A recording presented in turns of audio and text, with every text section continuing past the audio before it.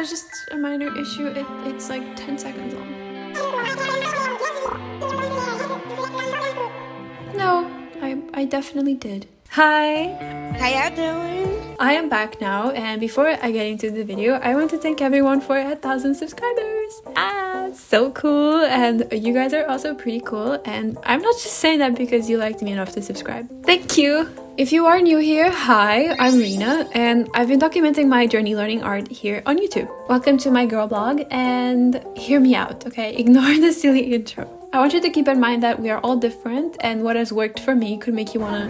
Oh my god! So, don't come knocking at my door if you feel scammed, okay? Picture me as this flawless little angel that... Okay, I spelled it flawless little angle, so my joke is ruined. Ignore it. I never know exactly how to get into the actual video, so here's my super smooth transition.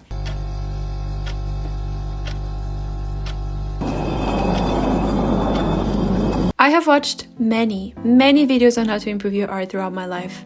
And unfortunately, more often than not, I do not have the self-discipline to stick to whatever plan I form after being hit with the wave of motivation that these videos give me. And maybe my flaw is watching them in bed before I go to sleep, because I know very well that I will wake up the next day with my priorities drastically changed. And even when I do remember that I made very important plans as I fell asleep, I still don't get to it. However, this is all about to change, because with this video, you don't have to be like me, and you can become the master artist of your dreams. I will be sharing what I've done that has actually helped me go from whatever the hell this was to this. In a matter of like 4 to 5 months, I've really lost track of time here, but it sort of feels like yesterday. Step 0 of this process is being at least somewhat aware of what you wish to do.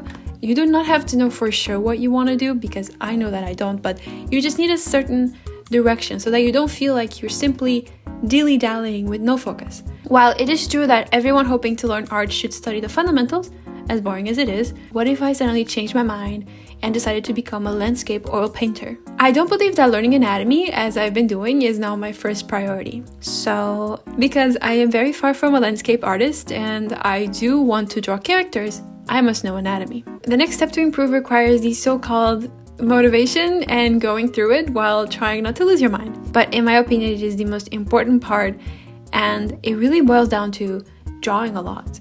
You want to do what I've chosen to call, probably not original at all, precise practice. The name is very straightforward, but here's my example. I am bad at drawing legs. Ew! And I don't fully understand the anatomy on how to transition from the hips to the legs and making sure that the legs are not too short or too long. So in my practice to fix this issue, I have spent quite a bit of time drawing legs and hips, while I still need to draw a lot more legs to really be good at it. That has really been my key to improvement with just anything. I have drawn so many single arms and chests, necks, repeated face angles to the point where I feel like, is this a little pointless? Am I actually doing anything beneficial for myself right now? This is kind of boring. And the answer is obviously yes. It never feels like it in the moment, and it can be quite monotonous to draw the same thing over and over again. But mastering a skill is just a lot of repetition until you build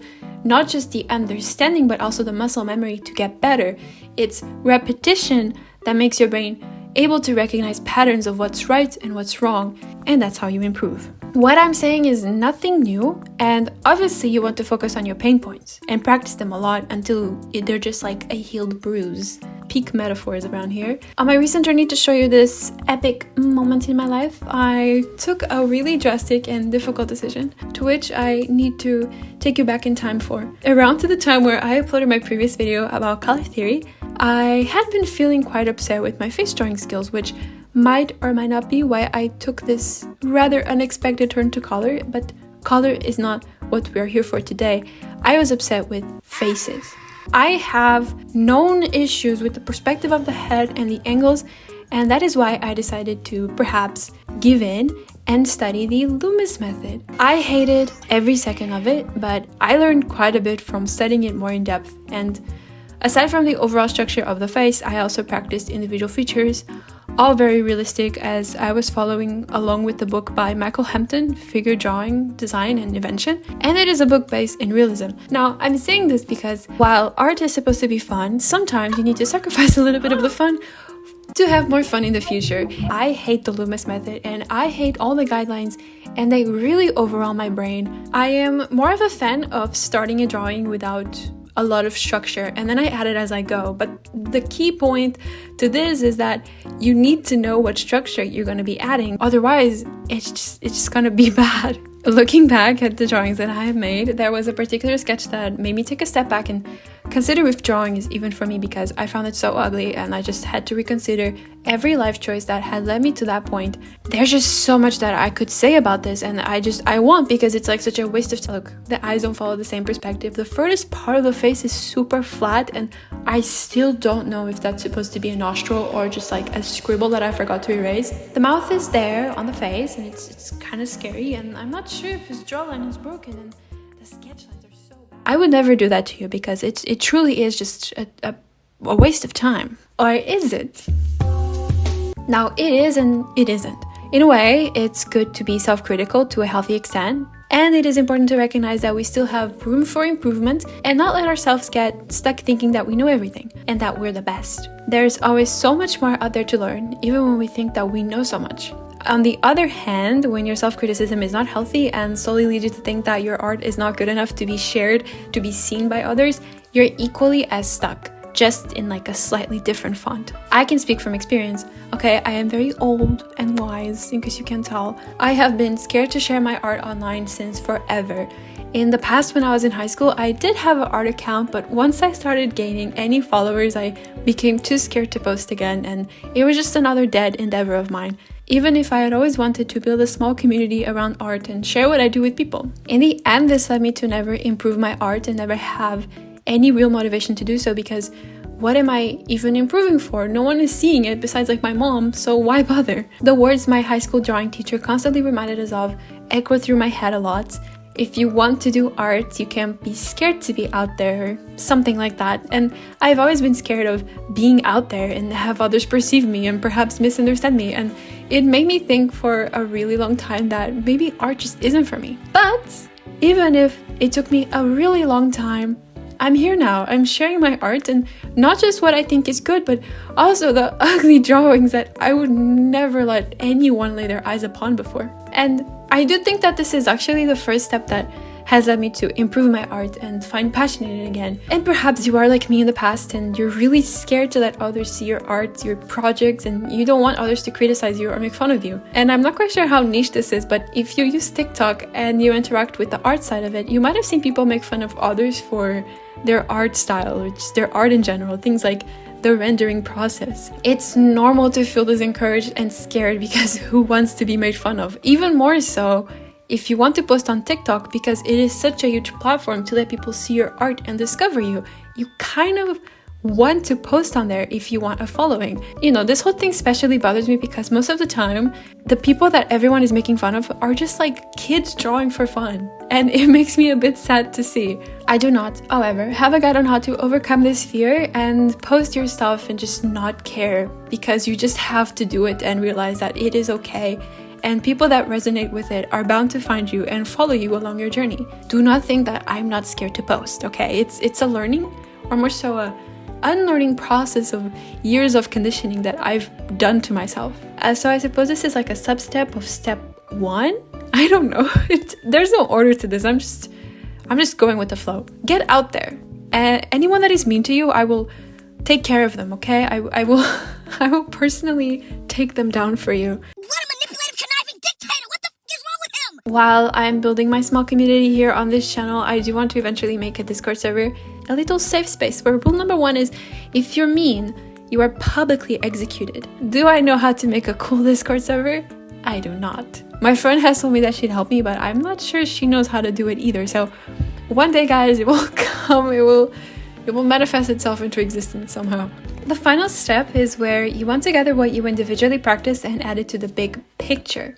This is also the part where I realized that this is more like a cycle where you choose what you want to learn to do better, you practice it, and then you draw it again, but this time with knowledge. And let's say that I'm finally good at drawing legs and I don't struggle like I used to. To me, whether or not I know how to do it now, any future legs that I draw are still practice, and I might still discover a simpler way to do it and to break it down and be more time efficient. Like I've already said, there's always more that we can learn, and this part of the cycle is definitely the hardest as well, because you will need a lot of willpower to get through all the failed attempts at connecting everything together in an harmonious way. But do remember that you can only learn by challenging yourself and sticking it through.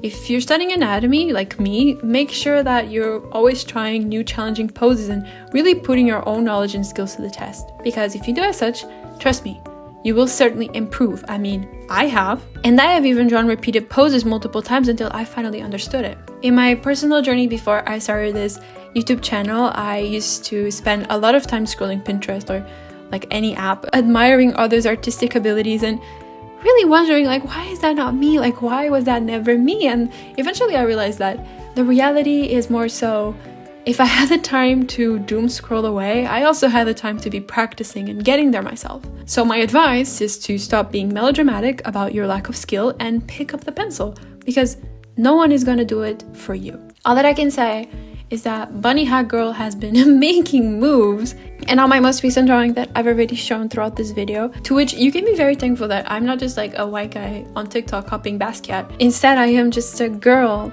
battling a gambling addiction because women pretty. Now, how did I do this? I can say the boring version of what I've been saying this whole time, which is I really like this downward angle where the character looks down on the viewer, so I have practiced how to do it a few times and now I'm a lot better than I initially was. Or I can say that a wave of divine intervention channeled itself through my body and I was enlightened by the art gods to have a fraction of the skill I wish to possess. My dear younglings, just draw. Whatever I say, you just have to draw and have fun, and don't let fear or anything stop you. I wish I could offer you a recipe on how to get good overnight, and if you do get your hands on that, please share with the class. But just draw and make sure that you don't burn yourself out. Not everyone has autistic powers and is able to sit at a desk for 6 hours straight drawing and not burn themselves out, like some individuals. Wait, is this fucking play about us? But 5 minutes is better than nothing, and when you do begin to see improvements, it will feel like the art gods have truly blessed you. Hi, it's Editing Rena here, and I want to just add a small conclusion, which is practice won't always be fun, it will get boring, and you won't like your drawings that much, but the important thing is to not quit, because next week you will be better than today, and even if it's by 0.001%, okay? Because learning how to draw is all about playing the long game, and time will pass regardless. 3 months from now, you could have 3 months of practice under your belt, or 3 months of nothing. Just 3 months of wasted potential. There's only so many things that I can say, as it is all in your hands. Literally. Before I end the video, please hear me out for like 1 split second, please. Although I'm still very far from my goal, the point of my YouTube channel is to document me getting there, and I will invite you to join along and subscribe, because then we can do it together with the power of friendship. And just don't be shy, like that sounds fun, right? Don't be shy, okay? Like this video since you're already here, and I think that's it. Thank you so much for watching, I really appreciate it, and I will see you in the next one. Kiss kiss.